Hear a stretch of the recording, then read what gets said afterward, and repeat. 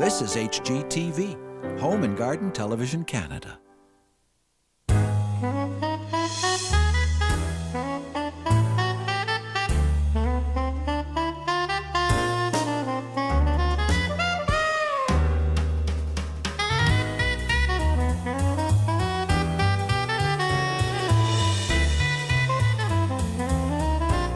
Welcome to Garden Architecture. I'm Haig Safarian.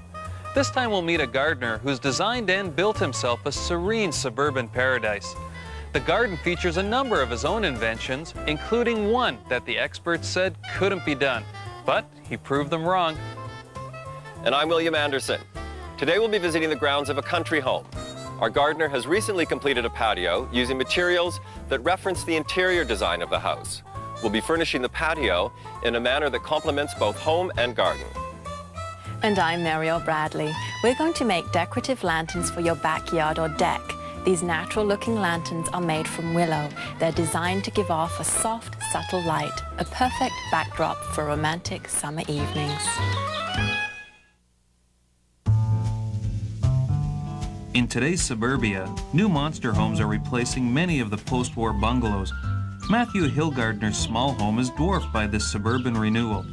Undaunted by the changes, Matthew has combined his engineering background with his love of plants to build a garden retreat.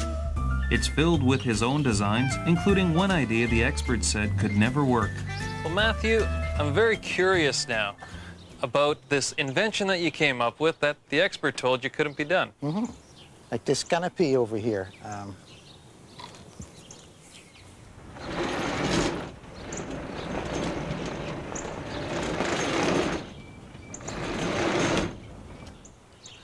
Well, that certainly makes the world a difference. That's right, yeah. So I figured out I would like to eliminate some of the sun and also at the same time some rain to protect the furnitures. Why did the experts tell you that this couldn't be done?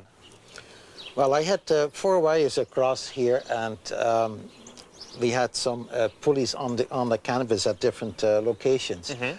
And they suggested when you pull that over, it'll sag in between. In the middle there, yes. In the middle. And that's why I decided to put some bars in the between. copper bars that go right across. Bars, yes.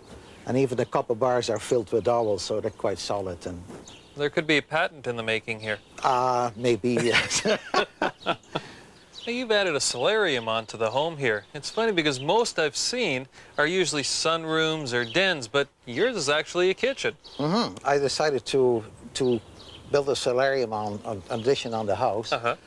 For 2 reasons. One of them because of the houses next door, what we call monster homes, took up too much of the view, and at the same time the kitchen we had on the north end of the house did not have a dining room. It has just a dining area. And I like to have a dining room. The deck space that you've created out here that's adjacent to the solarium is really well proportioned. It balances very nicely with the rest of the garden. Yes, when we built the solarium underneath, we built another room, a bedroom, and the soil in there was piled up here, and I figured it would make a nice area to put a patio on. So you recycled all the material here? I recycled all the material, yes. Instead of having a wooden deck, as I have a stone floor now. So. And people should know that you built this yourself. You didn't hire a contractor to do this. No, I did not. I just sat on a plan, and that is generally the hardest part of designing something, gardens or any other structure, whatever you do, it's planning it. When I was a little boy, I had toys taken to me, and I always ended up taking the toys apart, see how the darn things work, and I put them back together again. Sometimes I have stuff left over, I could make 2 things like this. Now, not only do these large windows connect the patio space to the kitchen, but they certainly open up the whole window to the backyard. And at the same time, it draws the backyard into the house. Very good connection there. Let's go have a look at what else is back there. Sure.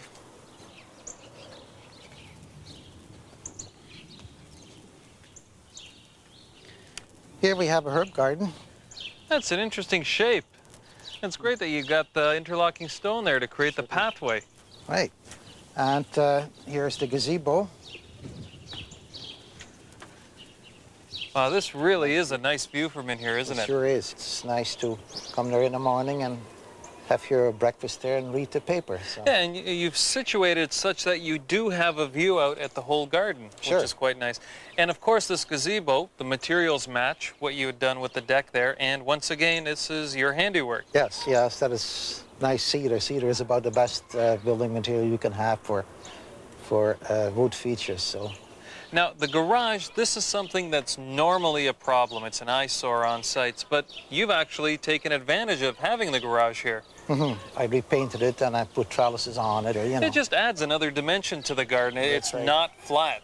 That's right. And the herb garden that you have right over here, if in terms of scale and proportion, it really helps balance out the weight that this gazebo creates in the backyard. Oh, thank you. And I guess finally, the plant material, I have to compliment you because this is very nice the way it wraps around. All the curvilinear lines pick up on the ones that led us here to the gazebo. And of course, plant hierarchy. A great example of how we can start at something low and work our way up to the top, creating a real window here. Yes, well, maybe it worked the other way around for my case because I'm interested in growing rhododendrons and I usually large. So having a cedar fence in there and you put larger rhododendrons in the back and smaller ones coming all the way down. So. And you've got some beautiful statues that are placed in amongst the plantings. Yes, and they'll be all lit up at night too with floodlights. So, and same as the lights in the gazebo, it'll come on, so it'll be nice and bright. Now, speaking of lights, I understand that this one here is again your handiwork. Yes, it's another one of my hobbies, doing stained glass. So, beautiful. And it's a green type of lamp, so it blends in with the green grass and the greenery of the garden. So. Now, even though we have a lot of things happening in the garden here, it's still quite simple. And I have to ask you now, is there anything more to come? Well, yes, I have some ideas of putting some water features in it. So that is another whole topic. So whether you do a large pond, a small garden feature. I have something set up over there in the corner, and I might want to have a bog garden in there also. So it's another challenge. I'm sure if you've done it with the same taste you've done the rest of the backyard, it'll certainly complement what you have here now. Well, let's hope so, and I hope you'll be back whenever. Thank you so much for inviting us here today, Matthew. Thank you very much.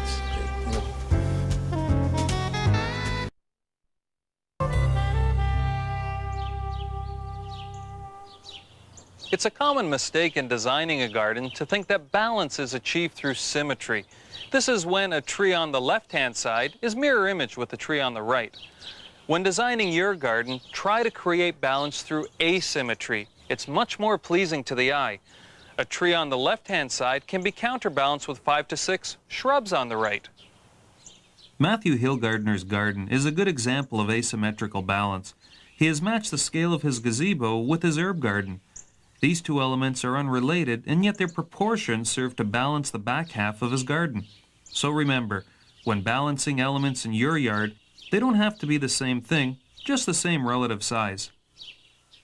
Well, that's all for now. So for William, Mariel, and all of us at Garden Architecture, thanks for watching. I'm Haig Safarian. Join us again next time.